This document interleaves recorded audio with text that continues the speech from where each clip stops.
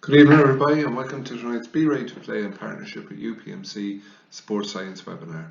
My name is Seamus Burns from Connacht GAA and the title of tonight's webinar will be Ahead for Sport, Applying Psychology in Gaelic Games. I'd like to take this opportunity to welcome our two main speakers for the evening. With us tonight we have Kevin McManamon and Dr. Ciaran Kearney. Kevin obviously will be recognisable to most GAA fans across the country as a member of the hugely successful Dublin senior football team of the last few years, but away from the playing pitch he's also a sports psychology consultant. Dr. Ciaran Kearney is a high performance psychologist and lecturer with over 10 years experience of the inter-county scene, working with various teams in the role of sports psychologist. Both men also have been working outside the realm of GAA with other sports and with other athletes. So I think we can agree that they'll bring a huge background of knowledge to tonight's webinar. If you at any point during tonight's talk you have any questions or any ideas pop into your head, feel free to add them to the questions tab at the top of the screen. And we'll do our best to get to as many of the questions as we can in the questions and answers section after the talk. Stay tuned after that as well. Des Ryan will be joining us to give us an update on the Be Ready to Play programme, how it's progressing and what we can look forward to in the next couple of weeks as well. So without further ado, I'm just going to pass you over to our two main speakers for tonight, and I hope you really enjoy what promises to be a very interesting talk. I'll talk to you all later on. Thanks very much.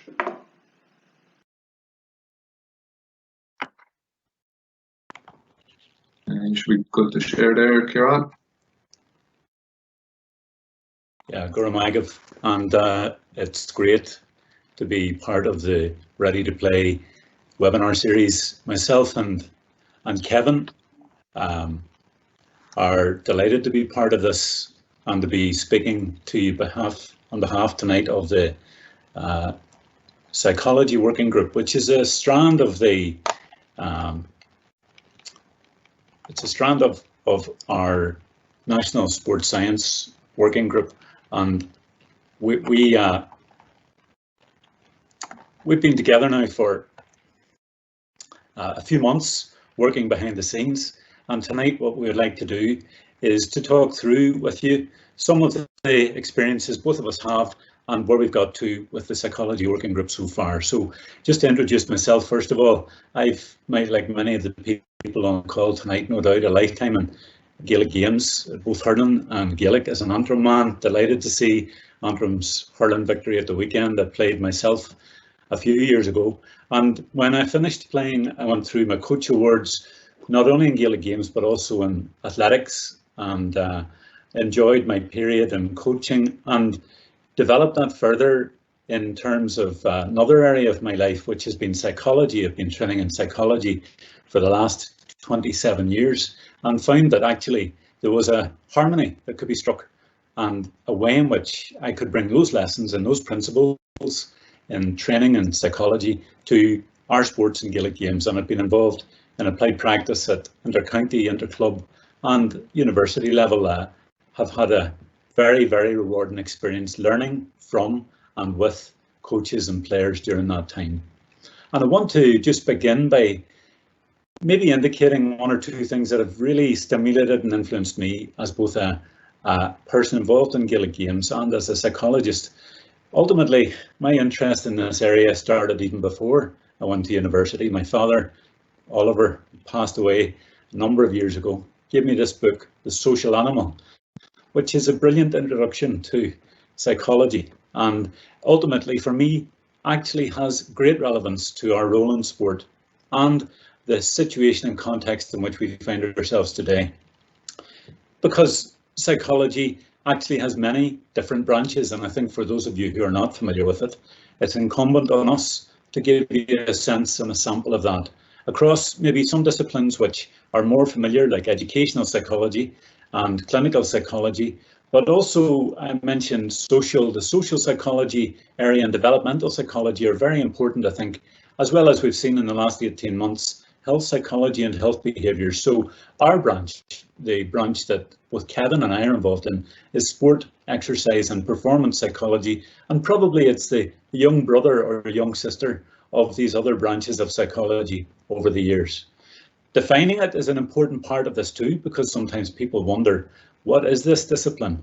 And one of the definitions that I've worked on with the late Aidan Moran and John Kramer in our book, Pure Sport, is that it's any mental activity that relates to performance and performance enhancement. And a critical part of that is also well-being, that people are encouraged to and able to be and learn how to be mentally healthy and mentally strong. And I mentioned the late Aidan Moran passed away just over a year ago, was one of those in Ireland who actually was pivotal in pioneering how sports psychology could be developed, because as I mentioned, we were applying principles from psychology to sport. And Aidan led the way in that, along with others who came after him. Niamh Fitzpatrick with Wexford, John Kramer, I've mentioned already, even Professor Craig Mahoney. And I think over the last 20 years, it's clear that interest in psychology in Gaelic games has escalated. Now, the challenge for us, for the GAA, and for people like me as a psychologist and Kevin, is how do we meet that increasing interest with an increasing level in the provision of high quality psychology? So we look in this area to the professional bodies who accredit practitioners, and this is a pathway in which we've been travelling for some time. In the north, we have British Psychological Society, which approves chartership for psychologists like me, and then you become regulated by the Healthcare Professions Council. And in the rest of Ireland, we have the Psychology Society of Ireland, of which the late Aidan Moran was an esteemed member. We have a federation in Europe of sport and exercise psychologists, and the broader branch or family of sports science, which I know these webinars have addressed, also provide professional pathways for people in this field. But I think it's an important part of the development of this. We as psychologists and as practitioners want to see the highest level of support and practice, particularly at the highest levels of our sport. So psychology is putting its house in order, and as we go forward, the working group will have ideas about how the GAA and the governing bodies in sport can actually help us to do that, to ensure that there are different levels of provision and high standards along the way, so that those of you who might be interested in developing your own capacity can do so. And what happens when it doesn't work out, when we don't have properly qualified and accredited practitioners in sport? Does it matter? Yes. Take rugby. 2 years ago, the Irish rugby team travelled to the World Cup in 2019 with high expectations, only to be exiting at an early stage. And in the debrief that was done afterwards, the manager, who clearly had a very positive influence on the team that performed and got to the finals, said it was the human factor that tripped them up, that impaired their performance.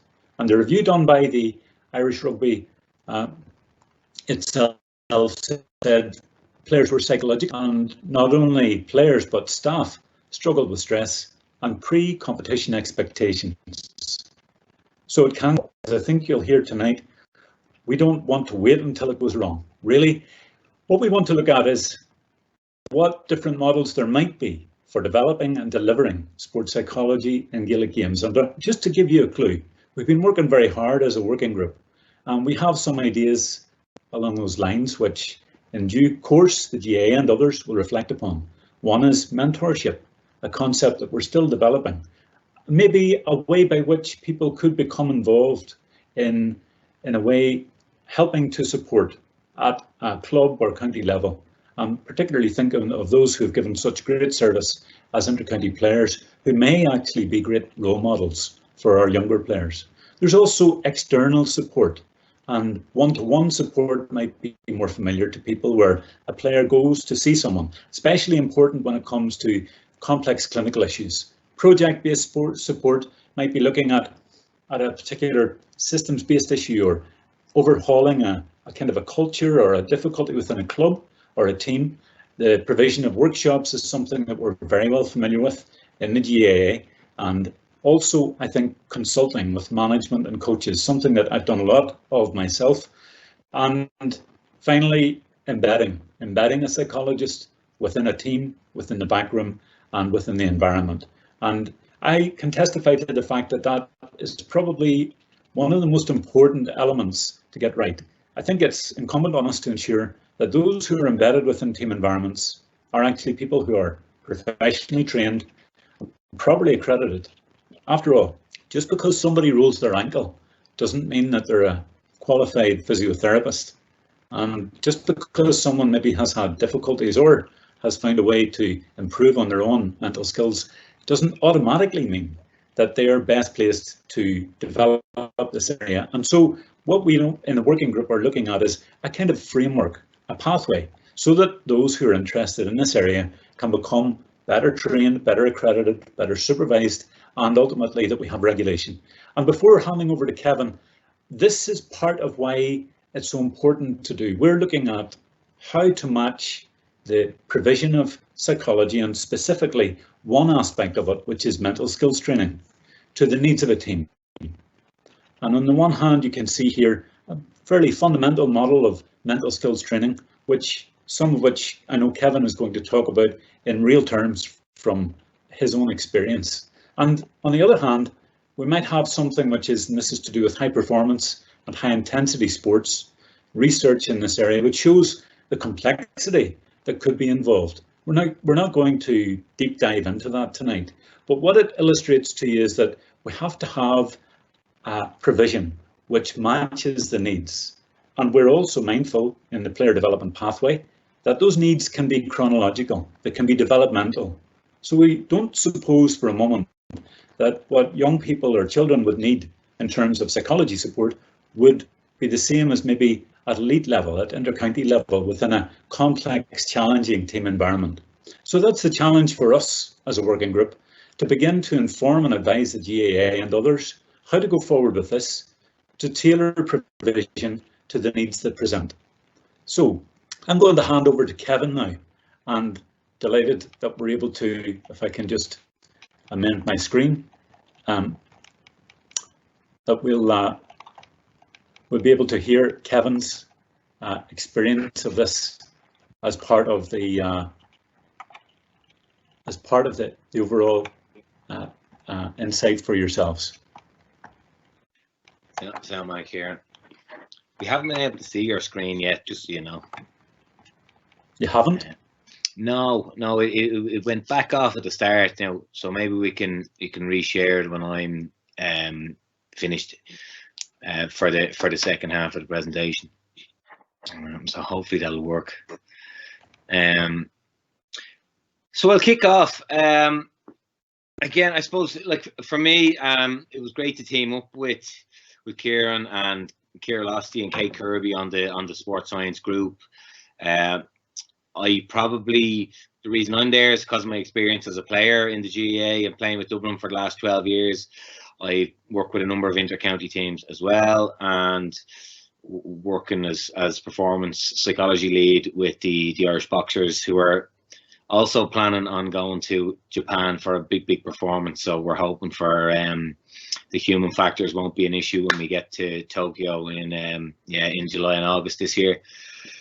So I think I've got 15 minutes. I think for me to maybe leave some sort of a learning or some sort of a mark,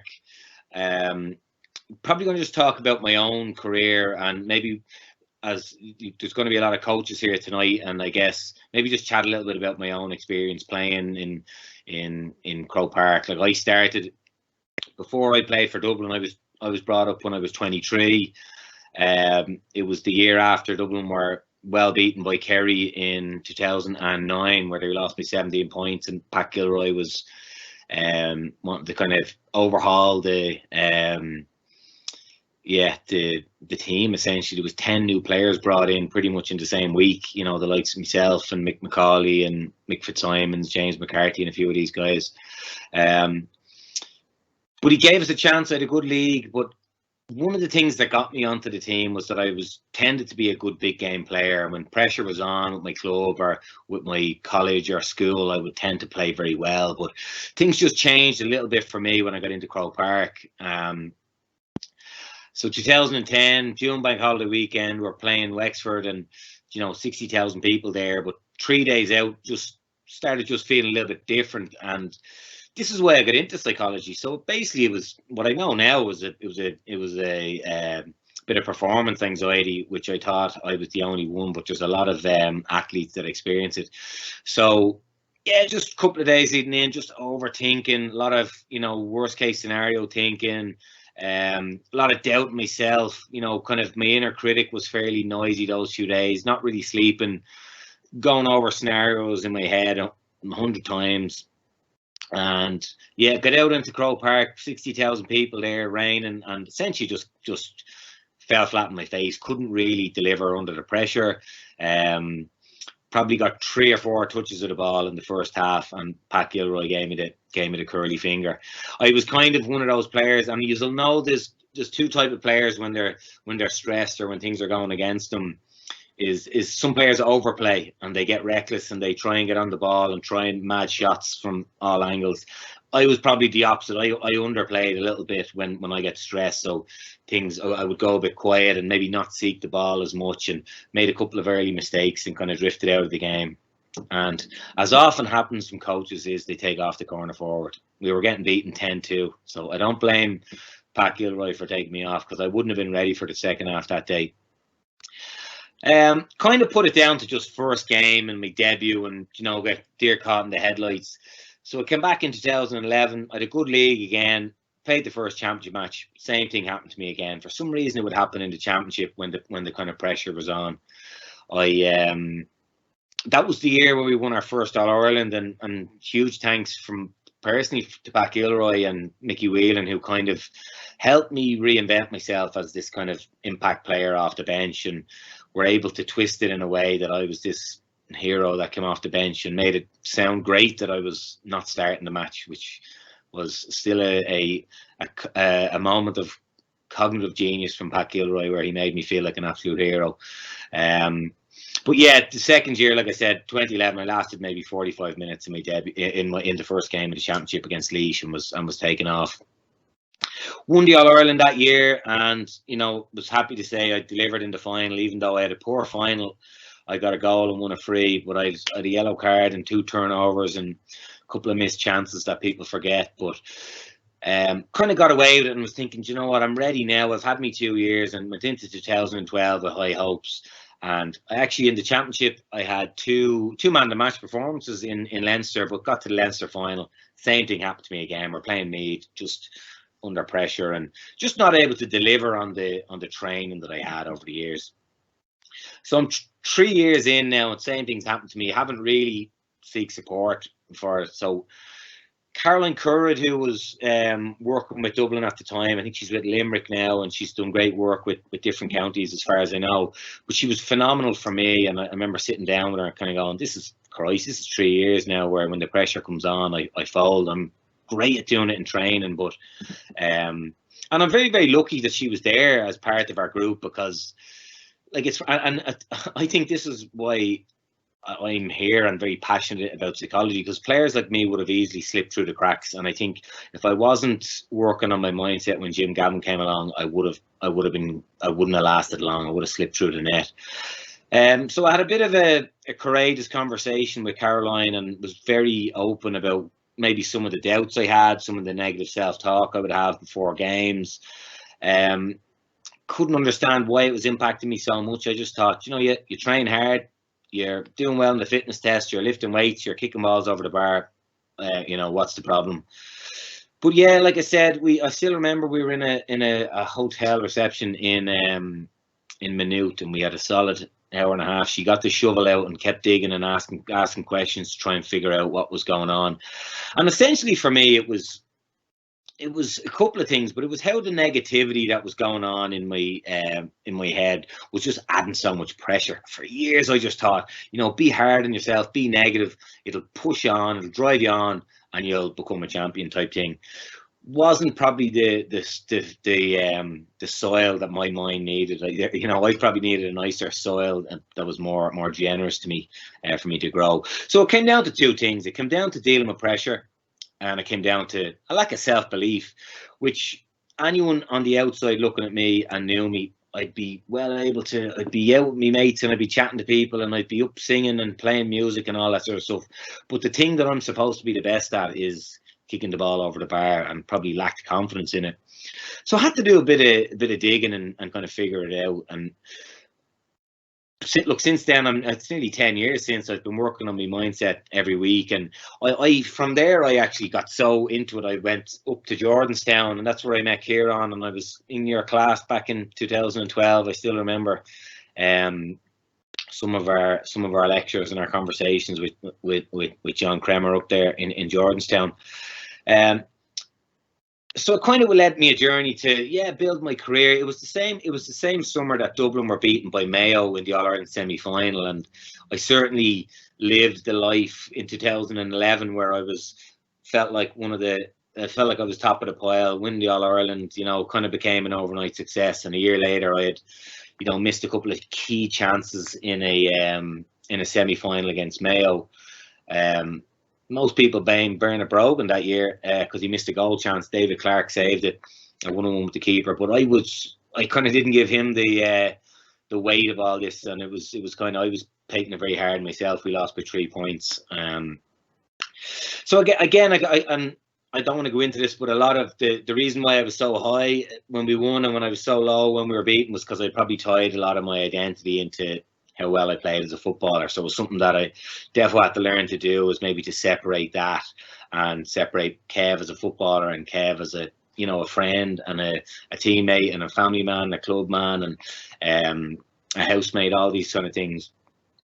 But I do want to chat a little bit about what I did because I probably grew into, and I think nearly I feel bad saying it because it sounds cocky, and I think sometimes we're so afraid to be cocky we refuse to be confident, but developed into a fantastically confident footballer and a really, really resilient guy who could take whatever was thrown at him on the field, whether it was a poor first half or whether it was missing shots or getting taken off or getting dropped, things like that. Not perfect, but felt like I could deal with them a lot better and a lot easier. The first for me, again, was about just being aware of the sources of pressure. And I think this is relevant for the be ready to play stuff for you guys as coaches. For me, I learned it was 3 main sources of pressure, and they're expectations, consequences, and judgment or scrutiny. I'm robbing this from a rugby example over in New Zealand. But judgment or scrutiny wasn't really big for me. I didn't really care what people would think when I was going into my debut, worrying about maybe what people would say about me online or whatever it was. Where I added pressure was through the expectations that people had for me, and it was an expectation that I would play to a standard, and I would maybe win All-Stars, and I'd maybe be one of the forwards that would change Dublin's fortunes in the number of years leading up to our first All-Ireland. My own internal expectations were, oh, please don't get taken off. Please don't play poorly. Please don't make mistakes in front of the nation on RTE or whatever it is. And the other thing I was bound by was the consequences of playing poorly. And I was so afraid of getting taken off and, trying to avoid failure. And I had a massive fear of failure and being taken off. So I really had to be aware of how pressure was affecting me and how I could, readjust my own expectations, how I could maybe reduce the consequence of not playing well and play a little bit freer, cut off some of the weight that was on my shoulders about having to play well and maybe just putting myself under way too much pressure. My self-talk had a lot to do with it, and again, probably talking myself down and, talking myself into poor performances, or, maybe, going, I'm not fit enough, or I'm not ready in big games, or, what happens if I'm marking whoever it is, Mark O'Shea or one of these fellas who I would have seen as all-stars and best cornerbacks in the country at the time. So really being aware of the pressure situation. So it's something that I would throw at, if I was a coach, I'd be throwing those 3 words at your players in like 2-3 weeks before a big game. That's, where's the pressure coming from? Is it our own expectations, and do we have these right? Is there consequences, and have we looked at maybe our fears, and have we looked at the things that might go wrong, and are we comfortable with them, and it helps us to play a little bit freer? And are we okay with scrutiny, or are we worried about what our coach is going to say to us maybe after we perform and how we review a game? So that'd be the first thing, and I was just really aware of my expectations, and my inner critic was adding just so much pressure to me. So I had to kind of reverse and learn to challenge some of my self-talk. So one of the things I did learn, and this led to a lack of confidence, was I had a thinking style called Disqualifying the Positives. So when I would play well, I would say things like, sure, I just got lucky, or geez, I was marking a brutal player, or the team weren't great. All things that were maybe designed to undermine my self-confidence. Black and white thinking was something that I did. I remember thinking, geez, maybe I'm just not a big game player. Maybe I just can't do it at the top level. You know, real kind of critical things that once I started internalizing, they started really kind of getting in my way. And one thing that helped for me was, you know, a lot of my thoughts is a fact or fiction, and maybe challenging some of my own self-talk. Really went after reframing some of the stress I was feeling leading into big games, and would constantly tell myself, do you know what? I love the challenge of performing on a big game. I love the way my body prepares itself close to action, the way I get this surge of adrenaline that comes out as butterflies, or comes out as muscle tension, or comes out as tension in my shoulders, or comes out as fear or overthinking. I love the pressure that comes with performing on a big day. I love cashing in on all my training on the big day. And I kind of was just able, like nearly turn the screw of a screwdriver, just able to start turning my self-talk into a way that actually just helped me a little bit more. And I think one of the things I did, and I'm always conscious when I work with teams, I sometimes think the coaches feel like their job is to announce what all the mistakes that were made in the match. And I think sometimes I get frustrated with video reviews, because it's like, here's a list of things you did brutally, and thinking that maybe they're doing their job. And I was doing that. My internal monologue was always, okay, what are the 10 things I did wrong? And I have a little voice going, well, maybe what did you do right? But I wouldn't really listen to it. So I kind of had to change how I reviewed my own performances, and just change how I gave myself credit for what I did right. So one of the small exercises, and I learned this in college a couple of years later when I was studying positive psychology, was writing down the stuff that we did well, or the stuff I did well on the pitch. I would just keep a little journal of the confidence boosters, and I'd write down 3 things after the gym. I'd write down 3 things after a match. I'd write down 3 things after a training session. I'd write down 3 things after I was kicking balls over the bar on my own in the park on a Sunday afternoon. The reason being is because when I make mistakes, I'm thinking about them in the car anyway, but I don't need to really spend too much time reviewing them. So I just kind of had to rebalance my own narrative, because I realized it was kind of crippling my own confidence.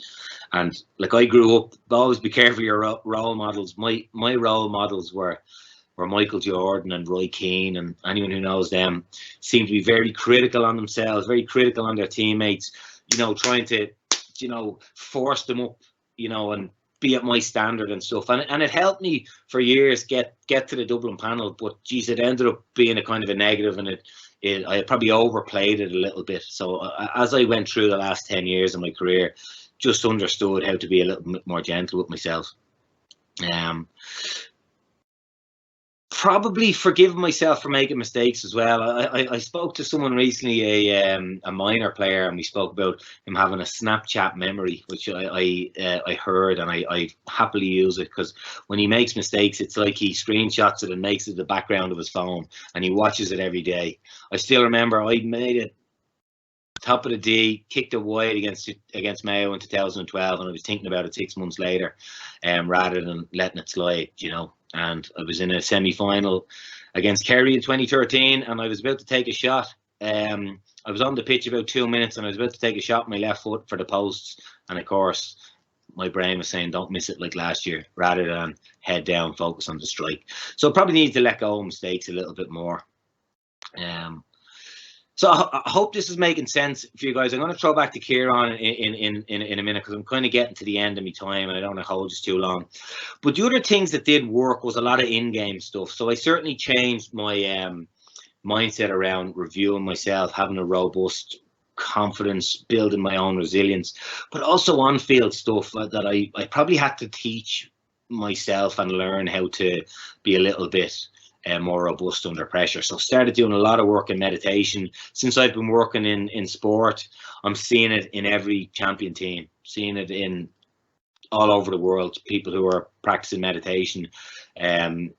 I saw it with an Aussie Rules team recently, attention control training, they call it. They do it every day. Mindset in sport is about controlling your attention in a lot of ways, dealing with pressure. Where am I placing my attention when things are going wrong? And mindfulness and meditation is a way of doing that. Working on my posture a lot, working on my self-talk was also something that helped. And in terms of mental skills, the other thing that I did, and I'm always proudest of this, because in 2016 was probably one of the years where I had my most consistent and most solid season as a Dublin footballer, right bang in the middle of my career. And I had a foot injury. My left foot was injured from about March. I got a bad bang on my knuckle, and I could run on it all right, but I just couldn't kick off it. So the only times I kicked off my left foot in that season was in matches, and where I was able to had a little pad that would numb my foot. But that was the first year that I got into mental imagery training, and I used to kick 50 balls a week off my left foot, and it's something that I used very heavily through my years. I'm using it very heavily at the minute with the Irish boxing team, and we're really trying to prepare ourselves and to rehearse what the challenge ahead is, so that it feels a little bit gentler when we get there, when we get to Tokyo and start having to fight against the best fighters in the world. Okay, I feel like that was a sprint and I need to take a breath. But I was trying to cram a lot in and give ideas maybe as where I was to where I got to.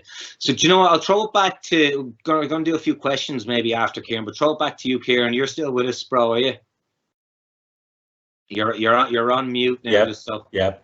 Still here, Kevin. Brilliant. And I'm going to try sharing the slides again this time and see if we can get to that part. Thanks for your nods, because I was feeling like I was talking directly to you, and you're giving me a bit of feedback with your eyes. Thank you. You're welcome. Yeah. No, let's see if this works, and you can keep me right on this. No. Can you see this? Can you see it now? How's that working? It's all good, Ciaran. Okay, good. So actually, as we go into this, what Kevin has done is give us a great insight into how practical mental skills can be translated to individual performance, and a clue for coaches and teams. What I want to look at is the context, and particularly thinking of the coaches now. This may look like a busy model, but we draw on research. Effective sports psychology, like any other branch of psychology, is evidence-based. That's why it's important to go to people who are trained, who, like Kevin and I, take this seriously. And one model of coach effectiveness, which I'm going to talk through, is this by Horn about 13 years ago. And I want to start with the context, the socio-cultural context, because I think as we go back, you think about ready to play in this context. We're in the springtime, late spring of 2021. What has gone on before now that's relevant for us to consider? And I know Des Ryan and others have highlighted and given tips on what we might want to consider as we go into this period. So I want to talk a little bit about that. And without dwelling on it, I can't go past the fact that we've just passed the first anniversary of the onset of this pandemic. Belfast City Hall had the lights outside it lit up to remember those who had lost their lives during this. And of course, many of our own communities, people have been impacted by this pandemic. And the picture on the slide there is of my wife, who is a specialist nurse, who has worked like other healthcare workers during this pandemic. And the symbol in the middle, Kamua Kamuri, is from New Zealand. It means we walk backwards into the future. And it's very important, I think, to consider that as we step into this place now where we're returning to play, that and Kevin has shared with us some of his own playing experience, the broader social experience that we've had from the last 18 months is part of who all of us are now. And I think it's worth considering part of that before we face forward into sport, because part of that has seen a 30% increase in those, based on research done in Queen's, in those who've indicated symptoms of anxiety, likewise with symptoms or indications of depression, and finally that 20%, that's 1 in 5 people, have met the criteria for COVID-19 related post-traumatic stress disorder due to this pandemic. Now, that research was done many months ago. The latest data, I haven't got it at the moment, but we've seen in specific respects eating disorders where there has been a surge. In one case in the NHS in England, 46% increase in the incidence of eating disorders. It behoves us as people involved in Gaelic games to take account of what is going on around us within our communities, because the people who are part of our clubs, part of our teams, live within these communities and are affected by these experiences. And other research has helped to indicate this across 16,000 people in 24 different languages, found that a positive appraisal style actually helped to protect mental health during the pandemic, and that this was further assisted by perceived social support and stress recovery mechanisms. Now, stress recovery, Kevin's actually talked a little bit about that, how we reset, rebalance our breathing and our outlook, how we release tension. Social support is the very concept which has been to the fore of Gaelic games when we haven't been able to play. Look at the sterling work done, powerful work and role that people within clubs and teams have played within their communities, alongside key workers. And a positive appraisal style, I would encourage you to consider that, because it's not just wishing away difficulties. It's actually, as Kevin has said, trying to consider a way to develop an outlook, a mental framework where we can see that actually stress does not have to crush us, even though we faced tremendous adversity as a community and as a society. And that, I think, should become part of what in this model looks at expectancies. What are your expectancies as coaches? Have you considered during this time your own values, your own beliefs? And have you reviewed or reappraised what your own goals might be this season? This is a very different context to the one that we might have been in 2 years ago. And so I think, without dwelling on it, we do need to take into account in this period, returning to play presents a good opportunity through the webinars and exchanges and discussions you'll have offline to consider some of these issues. How have we been affected? Now, one model that is often conveyed to coaches and I've seen used in coaching education is this model. It's called Maslow's hierarchy of needs. I want to unpick that a wee bit because actually there are some assumptions underlying this model which I would like to interrogate and offer you a slightly different perspective of. So in this model, we have to satisfy basic needs first, and then our sense of self-esteem, belongingness, and ultimately how we fulfill ourselves as individuals is at the apex, is the final outcome. That's not how I see this, and that's not what all the research suggests. So as coaches, take care with copying things or learning things, a kind of a Google-based approach to coaching, any more than we would have taken a Google-based approach to the pandemic. There are risks with that. And let me explain what I mean by that. Because you see, this model actually was derived from the Native American Blackfoot Nation. Maslow was inspired by the shape of a teepee. But the teepee, which is such a fundamental part of Native American culture, actually depends on each of the interlocking strands supporting one another. It is not a triangle at which the elevation of the individual sits at the highest peak. It's a very different concept. And Professor Cindy Blackstock, actually, who's a member of one of the First Nations, described it, Maslow's theory or the imagery, as a bit of a rip-off. And it actually, more importantly for you as coaches, it's a very different perspective that is implied. The triangle was never meant by Maslow. That was someone within business who borrowed his research and again reduced it to oversimplistic representations. When in actual fact, this is the contrast between what might be a Western individualistic perspective of what the TP actually involves, and on the other side, the First Nations perspective, underpinned by and informed by and deeply set within the culture of the Blackfoot Nation, sees self-actualization as embedded within and underpinning community actualization. That's that sense of coming together, and ultimately that we are not here just to achieve what I can achieve in this season for me.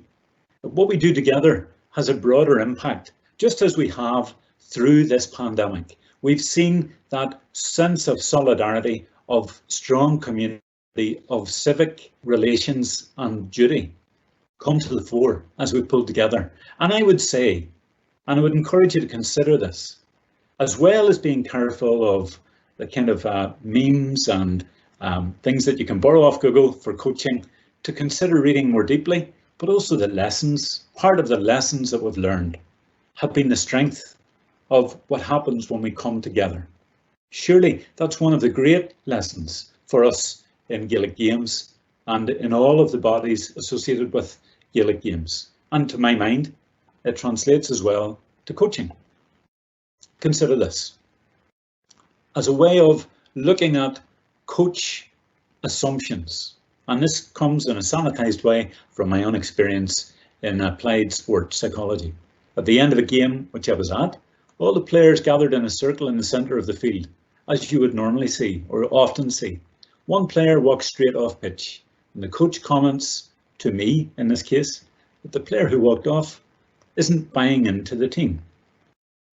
Now ask yourself, what do you say? If you're in my shoes, as a co-coach, or as I was as a sports psychologist? Well, I'll give you the answer very quickly. I said to the coach who had already spoken in front of the players, leave it with me. And I followed the player off pitch.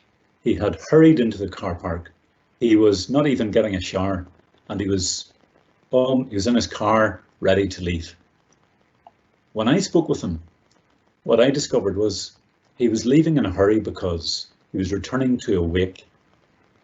His nephew had passed away. In actual fact, it was the very opposite, maybe, of what the coach perceived. This player was maybe even overcommitting. What certainly could not be said was that he was not fulfilling his duty to the team. He felt it was an important day for that team, an important contest, and he did not want to leave, let his teammates down. And so I arranged with the coach for a couple of the players to go and visit with him and make clear that that support was reciprocated. And you see, this is for us, it's a very delicate issue. What bias, what assumption was underpinning the coach's outlook in that case?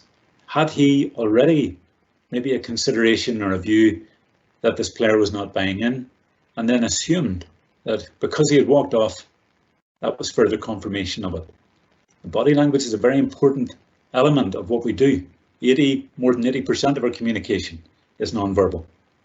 But we have to be careful as well not to draw assumptions, and in this case we would call that in psychology an attribution bias or fundamental attribution error. In essence, an assumption was made which was mistaken. And that, I think, is an important aspect of this, that you consider how your own values, beliefs and expectancies might influence your behaviour, because that also, as you can see in this approach, will influence the athlete's perception and interpretation of your behaviour as a coach, and the athlete's own self-perceptions, beliefs and attitudes. Let me give you another example from a different sport. Jose Mourinho said just a few weeks ago, "Today is live or die." And it was a very, very stark phrase. He's obviously now lost his job in Tottenham Hotspur and he's moved on to another team.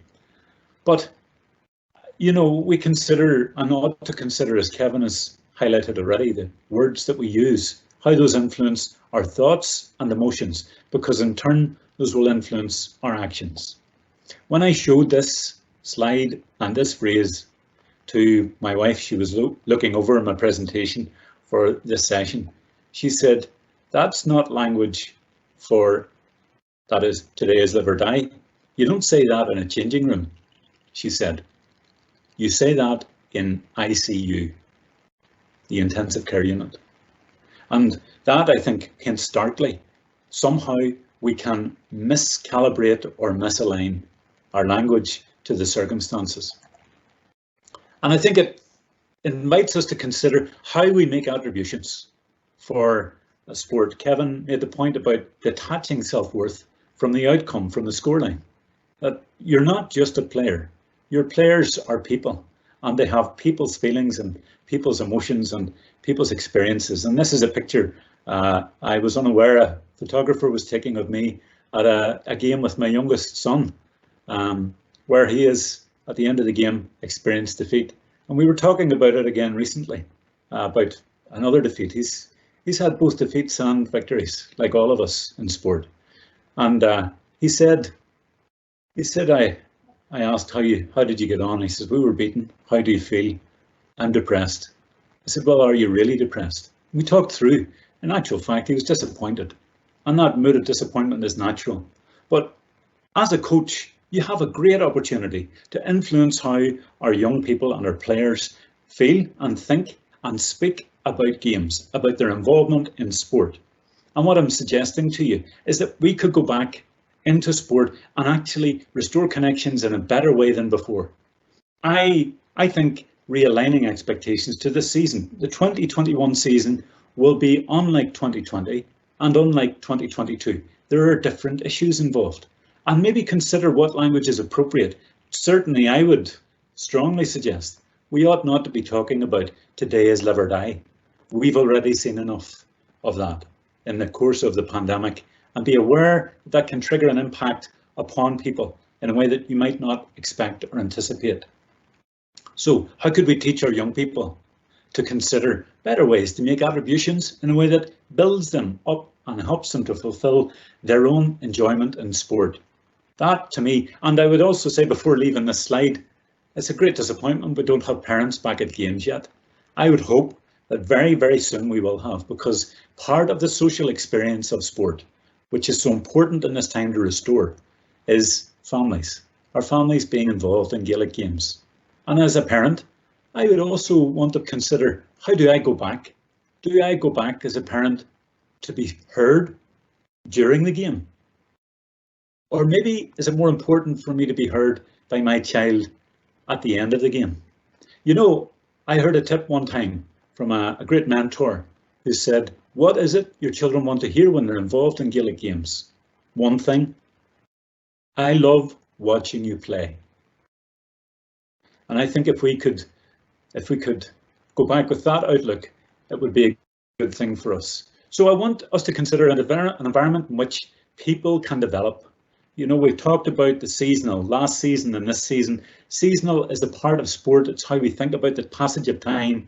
And societally, we've had to contend with things this year and last, which we never had to before. And so as I considered that and considered this framework, this is one that evolved from my own research and helps influence my own practice. I'm not going to tell you how you should apply it, just to suggest, just like any good coach, I'll give you the framework and then explore it for yourself. But I think it is a good lens through which to consider, how do you as coaches develop an environment within which people with whom you're working can develop themselves. And the part over which you have most influence is the situational, the social and the self. What do you yourself bring to this? Your expectations and beliefs, your values and behaviours. How does that influence the social? What we call a team is really a social construct made up of lots of people from lots of places coming together in a shared endeavour. And finally, the situational. Well, Kevin described different situations in which he was involved, different games, different venues, different times of year, different opponents. And so some of those are also part of what you might consider as coaches. And, you know, to draw on what other coaches have said, Graham Henry, who's a school teacher himself, and also former coach with the All Blacks, he said, all environments, whether sporting or business, are about developing people. So if you develop your people, your business is going to succeed. And it's a matter of creating an environment within which that happens every day. And that's not easy thing to do, but we have got, I think, in our society, some clues which sports science and particularly psychology tend to reinforce. And I just want to share a couple of these with you before. Kamua Kumuri, I've mentioned already, the strength of heritage and culture that people bring to sport in New Zealand is something which is clear for all to see. And of course, it actually becomes part of the performance model that they have. The TP emphasizes that it's not a triangle where we rise to the top, it's actually support for one another. And that's how we build an effective structure. And in other cultures, why is the Japanese concept of coming together for a common purpose? It's particularly clear in Okinawa, where you have centenarians living together. They help each other financially, in health, and spiritually as a social movement or group. Mehel, that's from our own language. The Irish language is a deep source of inspiration, and we shouldn't discount that because of sports science. Actually, there's great harmony potentially if we look at it and approach it in the right way. And that idea of a collective effort for the common good comes from our own language. And finally, one which comes from a country to which I've been several times, South Africa, Ubuntu. The idea that I am because we are. That surely is part of this experience we've had, part of the good part of the experience we've had that we could bring to the next stage in sport. And ultimately, Phil Jackson, one of the great coaches in basketball, said if you can reach a point where a team, you're building a team, a good team in his view becomes a great team when players trust each other enough to surrender the me for the we. Ultimately, me and we go together, and that ought to be a lesson from the last 18 months that translates very much to what we do in sport. So I'll stop sharing and hopefully hand back to Seamus now.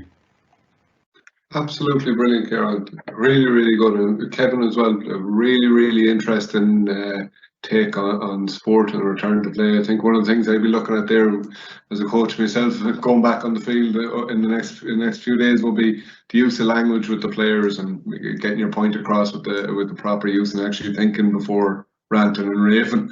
Maybe would be the right way of looking at it. Top class, really good content from both of you. I think you give something there to everybody that's on the webinar tonight, be it coaches, players, even going down as far as parents there with Ciaran's piece at the end. Really, really good content. I'm sure Des will back that up as well when he comes in. Just a couple of questions that have come in, guys. We won't obviously get through them all. We just handpick a couple of them. One here, and feel free either you to answer it. What are the most important mental skills a coach can pass on match day for the players?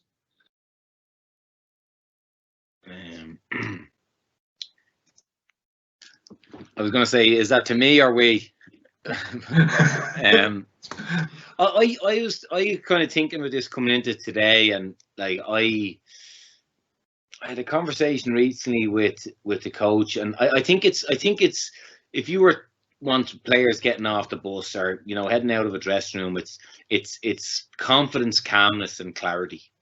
And I know it's handy because it's the 3 C's, but when I look back and to lean back on maybe the presentation that we gave, I probably didn't have skills to build my confidence. So how could the manager, be comfortable that I'd be confident going out onto the pitch? The calmness for me, it's funny, once I realised that everyone else in my dressing room was nervous as well, it actually brought a calmness over me. And I think learning to universalise, and it could be so simple, throw your hands up if you ever feel nervous before big games, and I think that brings calmness itself. Obviously, you need to have our own self-regulation tools, which we can learn about. We can meet the sports psych, or we can ask our coaches, or we can read up about them. So confidence, calmness, and clarity, I think, because we've all gone out to games and been told to do 10 things, or we've the backs coach telling us to do one thing, and we've the forwards coach telling us to do something else, and we've the manager telling us to do something else altogether.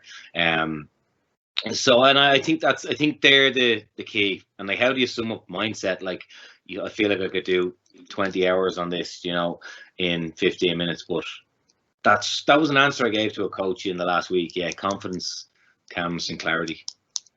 Excellent. Ciaran, have you anything to add to that one, or? No, I think Kevin sums it up very well. You know, match day has its own challenges. The only thing I would say is we approach psychology on the basis that it's an ongoing part of the process. It's not just a quick fix, or it's not just after things go wrong. Yes, it can help in those circumstances, but it's always more effective if it's attuned to the environment and to the individual group or players, and it's part of what they're familiar with. So try to approach it as part of what we would do with mental preparation and psychological preparation. It's the same as we do with physical conditioning and preparation. We don't throw something at somebody at the last minute that they've never had before. And so see it as part of something that's embedded. And as a coach, for example, this is a great area for your own development, to begin to get effective mentoring and really begin to understand how you could use some of these. Good coaches ultimately have very good psychological skills, just like good teachers, like good nurses or doctors, and like good parents sometimes. And I think that is for us then. That's the challenge. This is an area for development, and we're becoming better within the GAA, I think, at meeting the needs. Yeah, I think one of the things in that, Ciaran, as well is what's tempting, considering we're watching so much video analysis, is we're throwing stuff at teams too late, or we're overly focused on oppositions. Like I was at a club team last year, and it was like a new kick out. We figured out a new kick out 3 days before the game, because this was their strength. And of course, when the pressure came on, we have to do this kick out. It hasn't been pressure tested, or it hasn't been trained. And how can you have clarity or calmness when it's something it's this kind of quick fix or this last minute approach, you know? So I think we need to have more of an awareness of the demands of a player in a competitive game or in a championship game, you know. Very good, excellent. Just another one here to come in. In relation to post game, when should a review for performance commence? Sorry. So I think generally after a game, like, I'm asking now, would it be straight away in the dressing room afterwards? Do we start the review then, or the dissection of the performance, or is it later in the week? Or? Well, I just come in briefly on that. Draw from experience. It does change from team to team and depends on the coach and the manager, but ultimately that time after a game is very valuable for encoding information. There's an experience players have. They're maybe not receptive to detailed, dense analysis at that stage, but you saw the picture. I was speaking to Harry Eamon at the end of the game. You know, it was very important just at that moment that he knew, first of all, he's got support. Second of all, he's got the right words being said to him. And you can begin then to know, right, well, I'm not going through, whether it's victory or defeat, I'm not going through it alone. Very easily, if it's a good day and a good game, you see players shaking hands. Hopefully we get back to hugging each other, because touch and contact is a very, very important part of social bonding and team cohesion. But that happens easily. Contrast that with a team maybe that's been defeated. What's the body language there? Where do the players go? And the management. So it's a shared experience. We have to share something of it from the very moment the game is over. And I think then good teams and good management teams, good coaches, actually see this as part of the learning experience. Debriefing is an important part of that, and developing a framework which is perfect or is tailored, is appropriate for your team to debrief. That's an important part of it. Underage coaches might do it on pitch if the weather permits. They might talk a wee bit about 2 or 3 things which have gone well today. Kevin made the point, we need to get the ratio or balance right. Too quickly we have built in within us, we're not going to deny this, we have a negativity bias. We'll hear and remember the experience of something negative much more powerfully than something positive. So as a coach, you know the coaching sandwich, you know, you're giving people lessons in preparation for games. Apply that kind of methodology to post-game debrief as well. And then obviously at the higher level, high performance, there's maybe more detailed analysis of individual and collective play, tactical and team setups, and, you know, how do we respond psychologically? I think that's increasingly part of the debrief that teams are doing. Very good. Yeah, fair. Kevin, have you any points on that one? Or no, I like the idea of a hot review, you know, after games. But yeah, he's very right. We're not very receptive to learnings. Look, so I think yeah, in that 48-hour period, I remember hearing Stuart Lancaster saying, "Sumo, you know, we have to shut up and move on sometimes, and we have to. So once we do our review, do our deep dive after 2-3 days, we need to move on." And I've seen teams leave. You know, the last game of the year, you might lose a championship final or a semi-final, and it's like, oh, it's too painful to go there. But you know, sometimes that's where the richest learnings are. So I think it's always good to follow that process, that plan, execute, review, and have them at similar times. So this is our process rather than this is something that we're doing because it feels like it's a way of preparing for the next game. This is just what we do around here, kind of thing. One more thing, just Seamus, on that is, I think reflection is an important part of coach development, and I wonder whether the review or debrief sometimes is looking at team performance, what time we take as coaches or mentors or even within a back room to review how have we worked, how have I thought about, and what experiences have I had during this game. Now I know we're going into a busy period, it might sound like that's one more thing to do, but actually if you're looking for development, and I think that's what we're always looking for, personal and team development, reflection as a coach or as a mentor is an important part of that. Excellent. Really good, guys. Unfortunately, I think we're going a little bit over time here, and you've been more than kind with your times that you've given us. We might just move on to Des there, but again, thanks a million, guys, for that. That was absolutely a brilliant presentation there from both sides. Great to get the views from the inside and the football side, and then definitely food for thought from the coaching side, and even getting down to the parents at the games and stuff like that. I really thoroughly enjoyed it. I think Des might just come in there for a little chat. Yeah, sure. I've an update of the Be Ready to Play program, but first, thanks very much, both of you. That's such an important area. I know myself from where I'm working at the moment, the great benefits players have gained in improving their performance from the sports science of psychology. I've also noticed players that have had challenges that have gained so much from the support of sports psychology, both players and coaches. So it's a hugely important area. We're very lucky to have both of you. Some key important points you've made there. Kevin, about every player as an individual. Us as coaches got to understand the player, got a pitch our session to work for the team, but also work for the individual. And it's so complex, the journey of a player and the development. And we got to be aware first, support, and add to the program. So it's not easy being a coach, but maybe that's why we like it. And Ciaran, as coaches, we need a physical development framework. We need a technical tactical framework, and we need a psychosocial framework. And you gave some great examples there of what we could be using and integrating all three. And the example you gave was really powerful. So if I may, we might be going over, but as I say, it's an important area. A question from myself.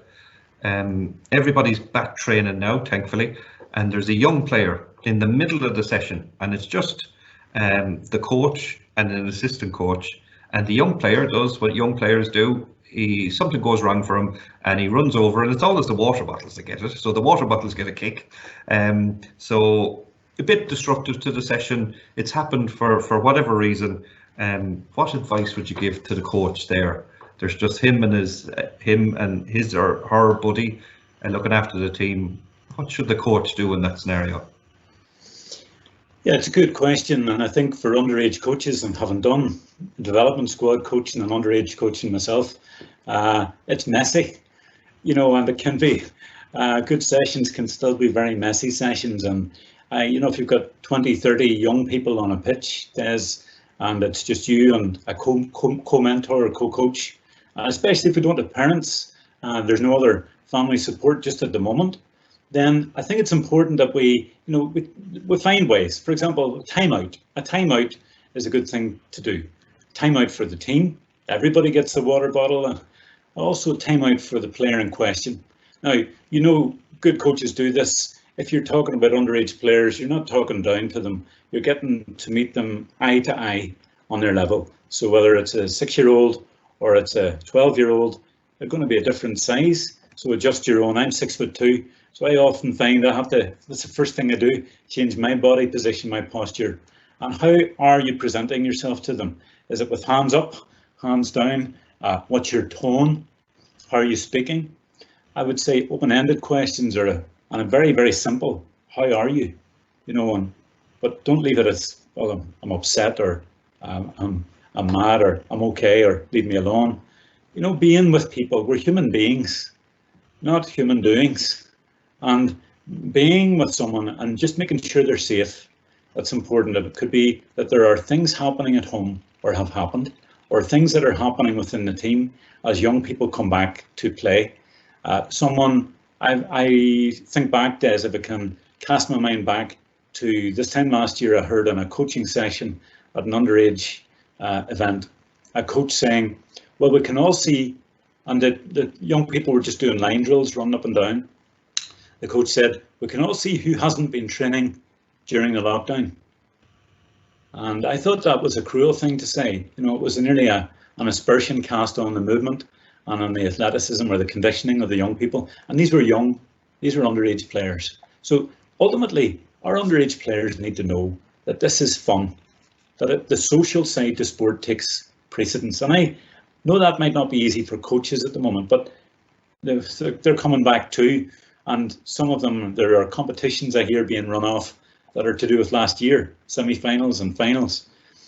I have my own view on that. I'm not sure that that's the priority for us, but let's say they go ahead.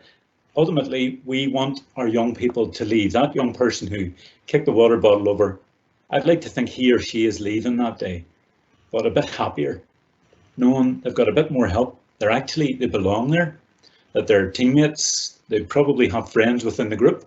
Maybe the friends haven't seen what's happened, and taking a couple of them to the side just for a chat and a crack about something maybe other than what's happened on sport, on the field. That's important. We've all been through things that we don't know the full depth of, and I think just taking time, being with people, showing that we can be with them as a support, and that would be the approach I would take. It's you know, it's one of the challenges of coaching, that we come up with things that we don't expect. Sound. Thanks very much. Great advice again, and something that does happen regularly, and it's nice if it's managed in the way that you described.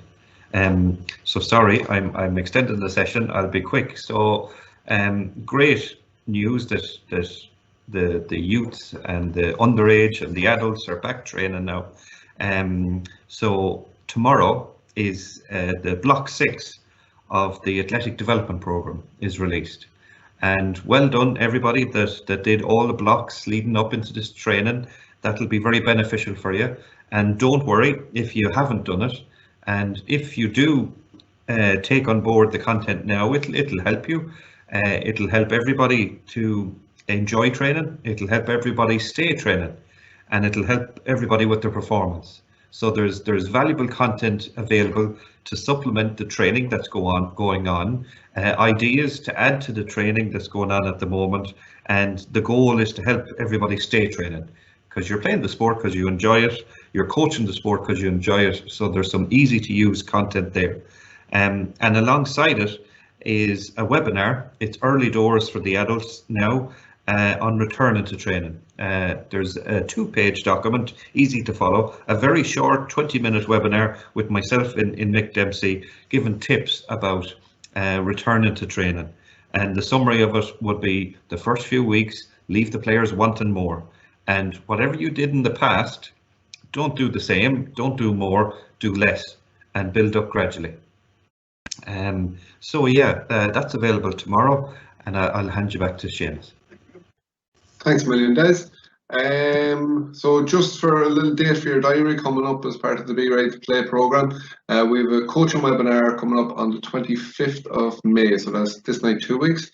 And we've Colin Nally from the Meath senior football coach and Leinster GAA tutor, and Martin Fogarty, who's the National Hurling Development Manager and former All-Ireland winning selector and coach and selector with Kearney. So the two guys will be on, and their webinar is going to be about developing the coaching eye, how to progress a skill.